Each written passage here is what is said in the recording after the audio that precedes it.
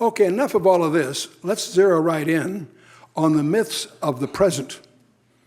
One of the statements that you see is there is a black hole in the center of that galaxy.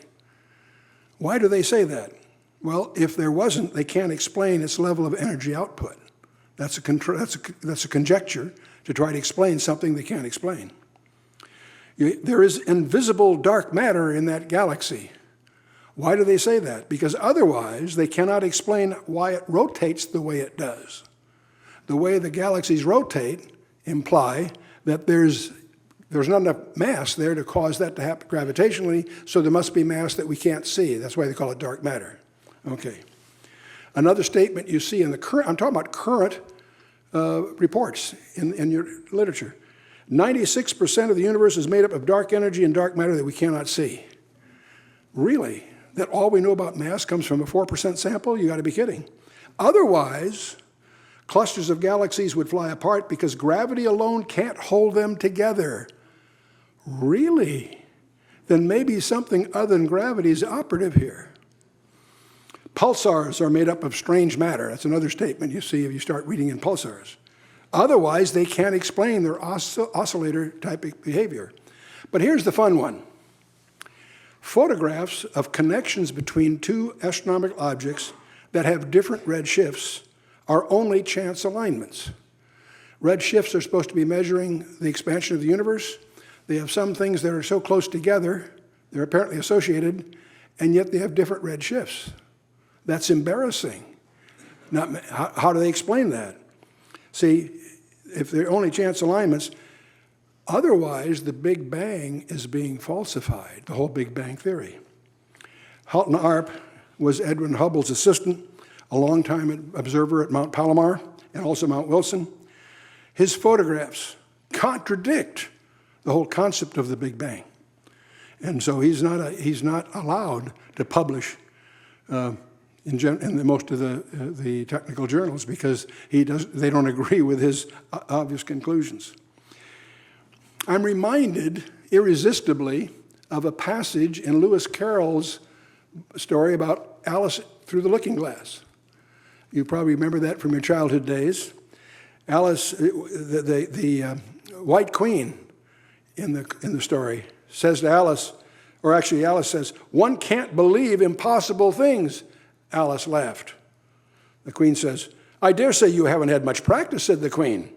"When I was your age, I always did it for half an hour a day. Why, sometimes I believed as many as 6 impossible things before breakfast." Now, this is Charles Dodson, otherwise known as Lewis Carroll, his way of poking fun at the irrationality there. But how interesting it is, that's exactly what's going on in our so-called scientific fields. They're forced to accept things they know can't be possible.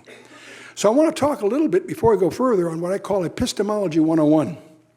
Epistemology, study of the origin, scope, and limits of knowledge.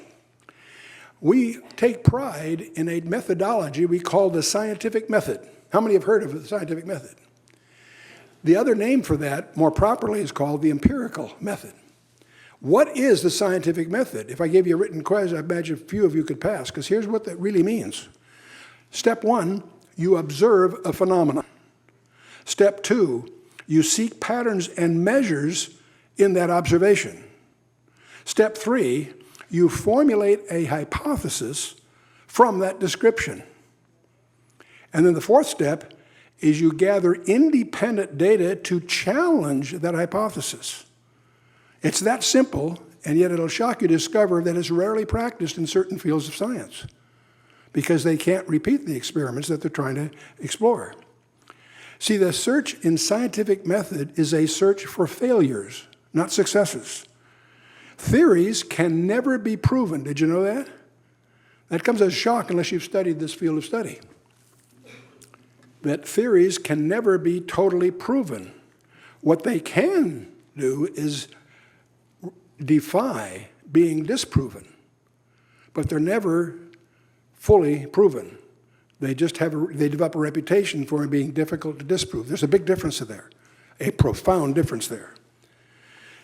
When you study information sciences, Shannon calls what he calls verifiability the definition of meaning. Something that can't be verified is defined in information sciences as meaningless. If you can't verify it, it's a meaningless statement. For example, if I suggested to you that before this talk is over, all clocks in the world are going to slow down by 10 seconds. Well, if all clocks in the world slow down by 10 seconds, there's no way to prove that. That's what we call a non-verifiable statement, which means it's meaningless. See, it only has meaning to the extent it can be verified. Untestable statements are defined as meaningless. We need to grasp that. It's important. The great tragedy, according to Huxley, the great tragedy of science is the slaying of a beautiful hypothesis by an ugly fact. Non-falsifiable hypotheses are non-scientific, and by the way, they're intellectually dishonest. And yet we'll discover our lives are full of those. In logic, there's a classic error in logic. It's called argumentum ad ignorantiam, and it's an argument from ignorance. The assertion that something must be true simply because it hasn't proved false is an error in logic. Just because it hasn't been proved false doesn't make it true. We need to understand that. It's fundamental in our thinking. Well, since the scientific method is really not available in certain fields of science, archaeology, geology, there's a number of places where you're studying something, you can't get a repeatable type of situation, so you go to alternatives. What are the inadequate substitutes for the scientific method? The first is the deductive method. That's where you derive theories by generalizations about the universe. They may be useful, but they're not necessarily true because they haven't been verified. Another alternative, and this is the one that we've all been injured by, mathematical proofs. Elegant consistencies that occur within a synthetic universe, a man-made, and mathematics is a synthetic universe. Mathematics is a collection of symbols and rules that create a synthetic universe. It doesn't necessarily bear relevance to reality. That may shock you. Elegant consistencies within a synthetic universe, models don't necessarily, models are not reality, no matter how elegant they are. You've got guys like Stephen Hawking and a number of these other mathematicians, they're absolutely brilliant. And they explore and dive into subtleties of these incredibly elegant, complex mathematical models. That doesn't make them correct. It doesn't mean they have anything to do with reality. That is yet to be demonstrated. And so there's another source of error. That even equations that prove to be correct may be correct only within certain domains of validity. What you know about the weak and strong nuclear forces have nothing to do with gravity. They're true with what happens within the atom in very small distances. What happens in gravity is quite different. Well, we're going to see quite different what happens in the galaxies. I'm going to demonstrate that to you in a minute. Okay. Now here's probably the most disturbing one of all. When all these other things fail, if you're a scientist, your next challenge is to get your thesis, your paper published in a journal, in what we call a peer-reviewed journal. And the process that occurs, it sounds pretty good at first. You have people that are your peers make comments on your paper. But think that through. That whole process has a tendency to ossify the field of study. Because if your paper challenges the common understanding, you won't get published. You see, you're having to have your competitors control the gateway to truth. So why are we surprised that science, especially as science starts to involve larger and larger sums of money, it gets harder and harder to get that money because it's controlled by people who have a vested interest in the status quo. So it turns out that these methods all are very frail and do not necessarily lead you to truth. So I want you to realize that inference is not proof. Something may seem true, fine, that's an inference. Doesn't mean it's been proven.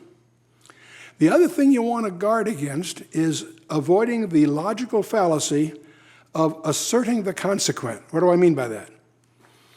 If A, then B. If B is true, then A must be true.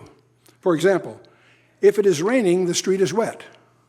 Well, the street is wet, therefore it must be raining. Not necessarily. This ignores the possibility of an alternative.